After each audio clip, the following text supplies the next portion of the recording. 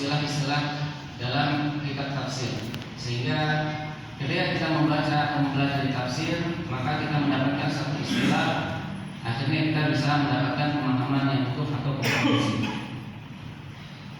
Bagaimana kita misalkan ingin belajar fikih, maka para ulama menasihatkan agar kita mempelajari kitab usul fikih, gitu ya, yaitu pokok-pokok daripada kaidah fikih.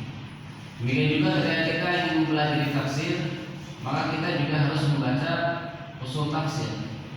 Jadi tidak langsung kita membaca tafsirnya, supaya kita mengetahui istilah-istilahnya, ya.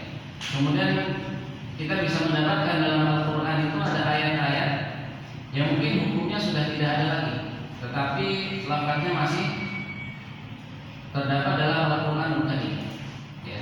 Maka ada istilah, misalkan istilah nasikh wal mansukh, ya. Ada ayat yang menghapus dan ada ayat yang telah dihapus. Ayatnya masih ada, ya, dan biasa kita baca, tetapi hukumnya mungkin tidak ada. Kalau kita tidak mempelajari usul ini, maka bisa jadi kita akan tersesat, kita akan salah memahami Al-Quran. Makanya mungkin banyak nasihat dari para ulama, ya, atau para asatidz agar kita belajar itu dengan guru, ya. Yaitu ada pembimbing, ada orang-orang yang mengingatkan kita ketika kita salah ataupun keliru. Memang tidak ada salahnya ketika kita misalkan membaca Al-Quran, kemudian berusaha untuk mentadaburinya, ya, untuk memahaminya. Ini adalah suatu unsur yang sangat penting sekali. Tetapi, ya, ada hal-hal yang memang kita wajib untuk memiliki guru atau memiliki ustadz atau pembimbing yang bisa mengarahkan kepada pemahaman yang benar dan betul. InsyaAllah pada kesempatan yang mulia ini, ya, kita akan bahas secara singkat saja, ya, karena untuk membahas secara terperinci butuh mungkin 1 bulan pertemuan, ya. Ini namanya mukadimah, pengantar, ya, sekilas saja, tidak ada masalah insyaallah, ya, karena memang target kita yang penting kita mengetahui secara global, ya, secara global istilah-istilah dalam tafsir. Kaum muslimin jamaah masjid dari sahadah yang dirahmati Allah Subhanahu wa taala, sebagaimana mungkin setiap saat kita senantiasa membaca Al-Quran, ya. Karena Al-Quran ini adalah kitabullah, firman Allah Subhanahu wa taala, sebagai petunjuk bagi umat manusia. Yang para ulama mengatakan bahwasanya mempelajari Al-Qur'anul Karim adalah ilmu yang paling utama ala itlaq, ya. Jadi tidak ada ilmu yang paling utama kecuali Al-Qur'anul Karim, ya. Dengan kita membacanya dan memahaminya, maka secara mutlak bahwasanya ilmu ini adalah ilmu yang paling penting. Karena dengan belajar Al-Qur'an kita bisa mengenal syariat Islam, kita bisa mengenal Allah Subhanahu wa taala, kita bisa mengetahui akidah Islam yang benar melalui Al-Qur'anul Karim. Maka mempelajarinya adalah ilmu yang paling utama alam itlaq, gitu, ya. Jadi dibandingkan misalkan, ya, mempelajari fikih, maka lebih utama mana? Adalah mempelajari ilmu Al-Qur'anul Karim, ya. Karena Al-Qur'an ini diturunkan oleh Allah Subhanahu wa taala kepada Rasulullah sallallahu alaihi wasallam melalui perantaraan malaikat Jibril, ya, dengan tujuan-tujuan yang mulia. Nah, mungkin tujuan-tujuan ini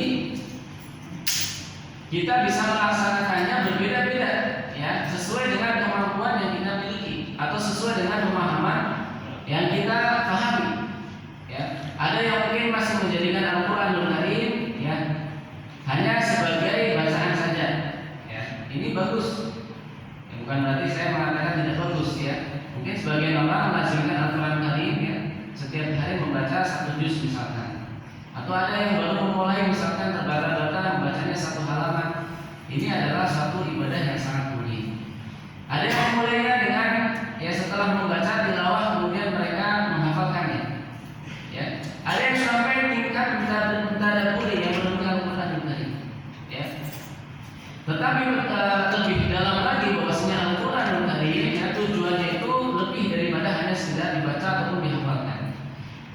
misalkan sudah menyelesaikan hafalan ya 30 juz, ini adalah satu keutamaan yang sangat luar biasa.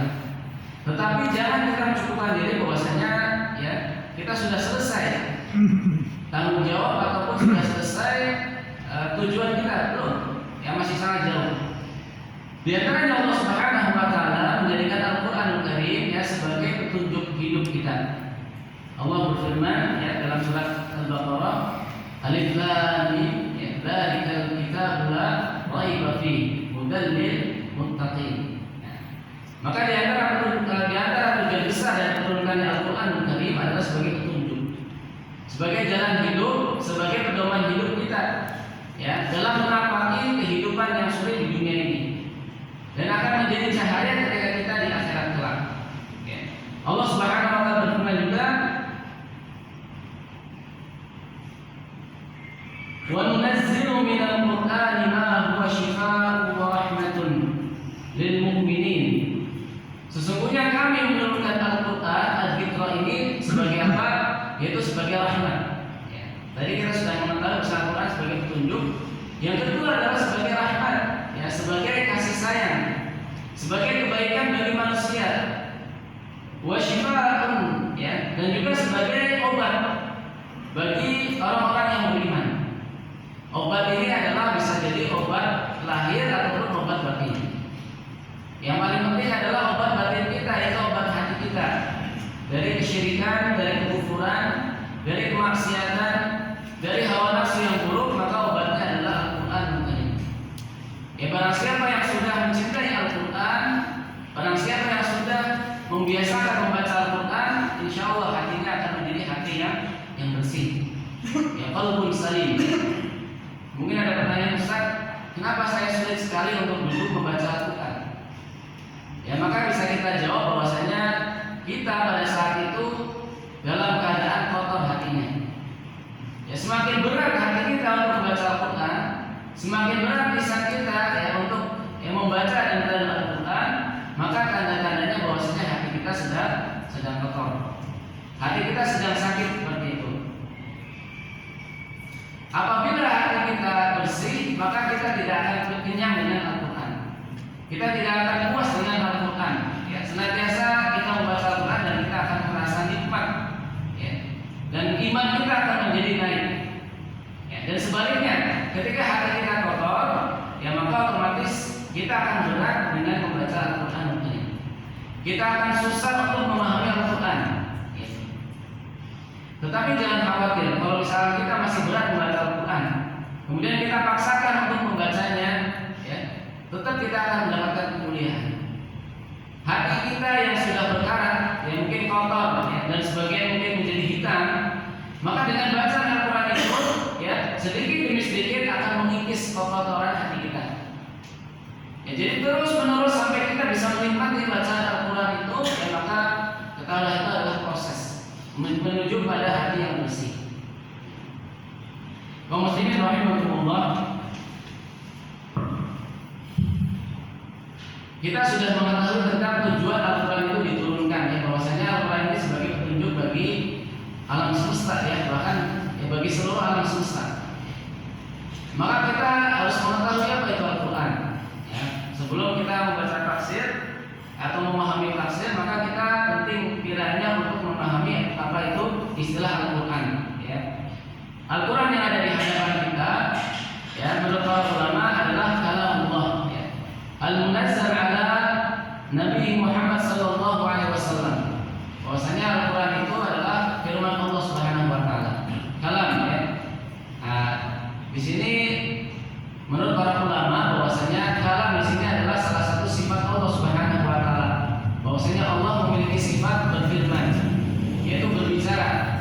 Kama yaliqu bi jalalihi, bicaranya Allah Subhanahu wa taala sesuai dengan, ya, keagungan Allah Subhanahu wa taala, tidak serupa dengan makhluknya.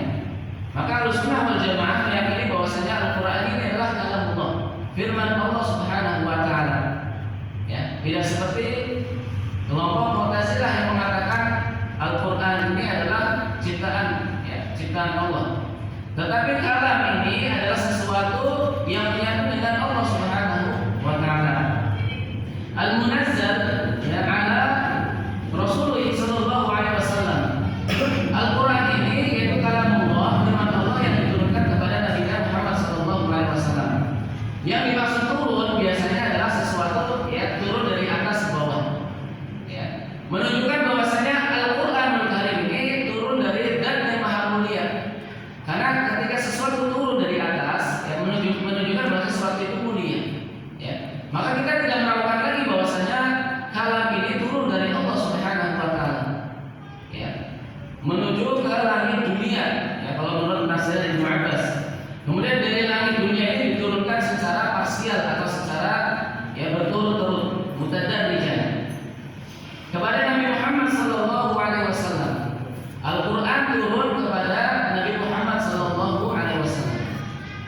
Kalau kita ketahui Pak ya, bahwasanya Al-Quran ini adalah kalam Allah, sesuatu yang paling mulia. Kenapa? Karena ini firman Allah. Ya, wa man asdaqu minallahi qila. Siapakah yang lebih baik lagi perkataannya daripada Allah Subhanahu wa taala? Maka kalau misalkan kalam ini turun dari zat yang maha mulia, otomatis kalam ini adalah sesuatu yang paling mulia. Kita akan lihat daripada kemuliaan Al-Quran ini. Ketika turun kepada Nabi Muhammad SAW, ya, maka lihat, Nabi ini menjadi Nabi yang paling mulia, Sayyidul Anbiya.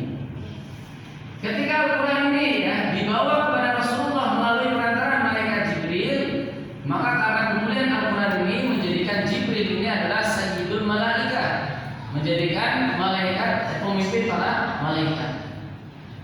Lihatlah ketika Al-Quran ini turun ke suatu tempat, ya, maka tempat ini menjadi tempat yang paling mulia di atas muka bumi ini. Al-Quran turun ke suatu tempat, ya, yang tempat ini tadinya tidak pernah diperhitungkan sama sekali, yaitu ke negeri Makkah dan Madinah. Maka kita ketahui bahwasanya sholat di Masjidil Haram itu pahalanya adalah berapa? 100.000 kali, gitu kan? Makkah ini adalah menjadi tempat yang haram. Haram itu artinya adalah tempat yang diharamkan untuk melakukan kemaksiatan, tempat yang dimuliakan Allah Subhanahu wa taala. Demikian juga adalah Masjid An-Nabawi, di situ adalah negeri Madinah, yang kota Madinah. Maka dua kota suci ini menjadi tempat yang mulia. Kenapa? Di antaranya karena diturunkan Al-Qur'an ini. Ya, pahamilah ketika Al-Qur'an ini turun kepada suatu malam. Ya, maka malam ini menjadi malam kemuliaan yang kita kenal dengan Lailatul Qadar. Khairul min alfi syahrin, ya. Bahwasanya Lailatul Qadar ini lebih baik daripada 1000 bulan. Maka bagaimanakah ketika Al-Quran ini turun dan menempel di hati-hati kita, senantiasa kita ucapkan dengan lisan-lisan kita, maka insya Allah lisan-lisan kita menjadi lisan yang paling baik. Hati-hati kita menjadi hati-hati yang baik. Bahkan kita akan menjadi manusia terbaik. Sebagaimana Rasulullah SAW bersabda, khairukum man ta'allama al-Qur'ana wa 'allama. Ya, kata Rasulullah SAW, sebaik-baik kalian, sebaik-baik manusia adalah yang mempelajari Al-Quran dan mengajarkan. Maka perhatikanlah bagaimana Al-Quran ini turun, ya, kepada hambanya, maka hamba ini menjadi manusia yang paling mulia. Bahkan ya, ada sesuatu benda yang tidak pernah berharga sama sekali. Ya, di kalangan